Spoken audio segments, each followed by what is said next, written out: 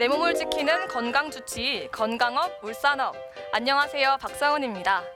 주위에서 갑상선에 걸렸다는 말을 참 많이 듣게 되는데요. 갑상선이란 병명이 아니고 누구에게나 있는 우리 몸의 한 부분입니다.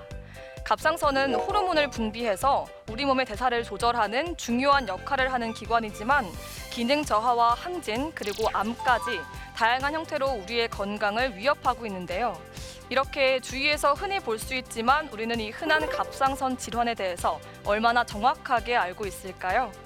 잘 알고 있다고 생각해서 쉽게 넘겨버리는 갑상선 질환에 대해서 오늘 알아보겠습니다. 홍종철 전문의와 함께합니다.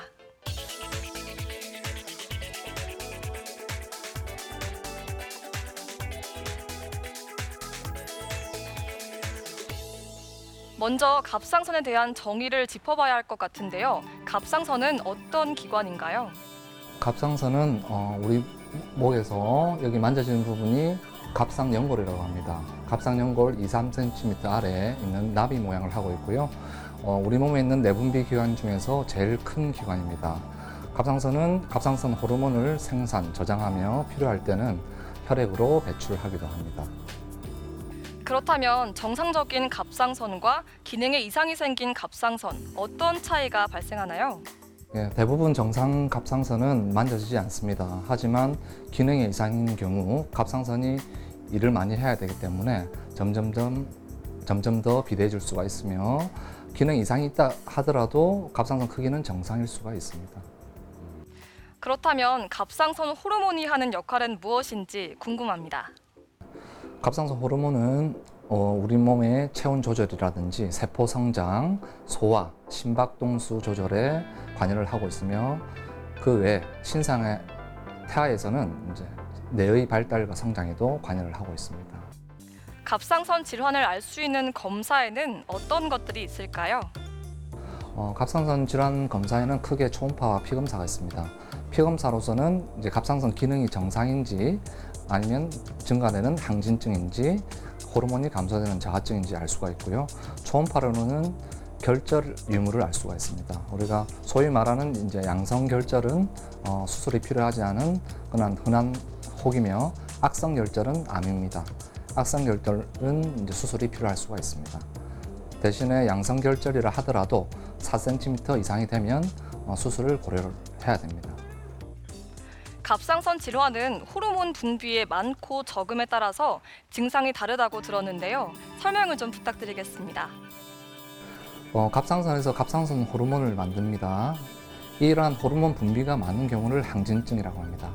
항진증의 경우 우리가 빨리 더위를 탈 수가 있고요. 체중 감소, 그리고 설사를 유발할 수가 있습니다.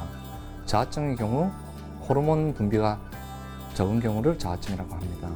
저하증에 걸리게 되면 피로감이나 추위를 많이 탈 수가 있고요. 체중이 증가할 수가 있습니다. 그리고 변비, 탈모, 여성의 경우 월경 이상 등이 나타날 수가 있습니다. 가끔 목이 답답함을 느낄 때 갑상선에 문제가 있는 건 아닌지 의심해 볼 때도 있거든요. 어떤가요? 갑상선 질환이 목이 답답한 증상과 관련이 있나요? 일부 관련이 있습니다.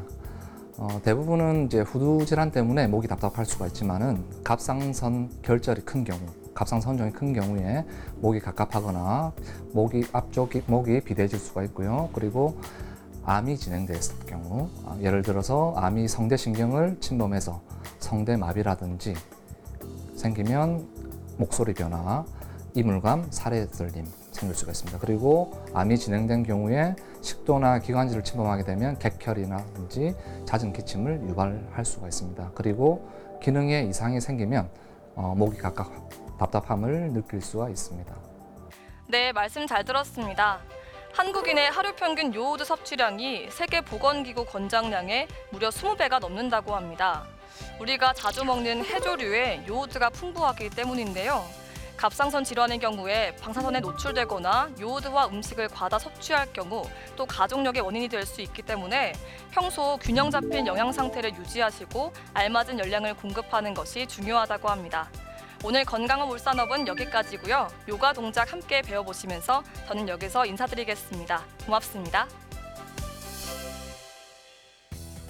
안녕하세요. 요가 강사 이예진입니다. 오늘 저와 함께 배워보실 자세는 어깨 관절의 유연성을 향상시켜주는 자세입니다. 자, 바르게 서신 상태에서 두 발 모아주시고 양손은 골반 옆에 길게 뻗어냅니다. 자, 마시는 호흡에 양팔을 머리 위로 올려 손바닥을 마주댔다가 내쉴 때 제자리로 돌아옵니다. 마시고 양팔 옆으로 넓게 벌려 손바닥 모았다가 내쉴 때 양팔 옆으로 넓게 벌리며 어깨를 부드럽게 돌려내립니다. 자, 양팔 올리셨을 때 어깨가 너무 과하게 올라가시는 분들은 손바닥을 모으지 않고 살짝 떨어뜨린 상태까지 가셨다가 제자리 돌아오셔도 좋습니다. 천천히 20회 반복해 주세요.